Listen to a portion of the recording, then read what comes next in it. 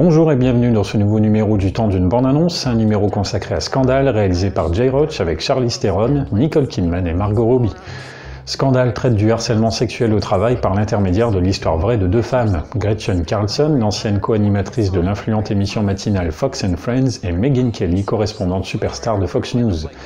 Tout ça démarre assez bien, d'autant que l'introduction du film se montre attrayante.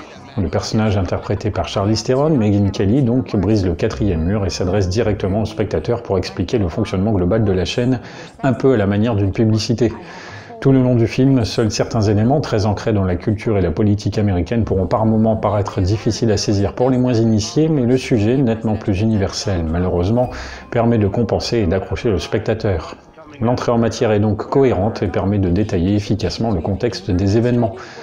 L'éclosion du scandale se fait ensuite progressivement grâce aux histoires entremêlées des trois femmes. Il faut noter que le personnage de Kyla Pospisil, joué par Margot Robbie, est par contre totalement fictif. Ambitieuse et un peu naïve, son rôle, bien qu'assez prévisible, a le mérite d'illustrer concrètement ce que certaines journalistes auraient subi. La tension grimpe alors dans les bureaux de la chaîne, ce qui maintient le rythme et l'intérêt du spectateur jusqu'à un certain épuisement.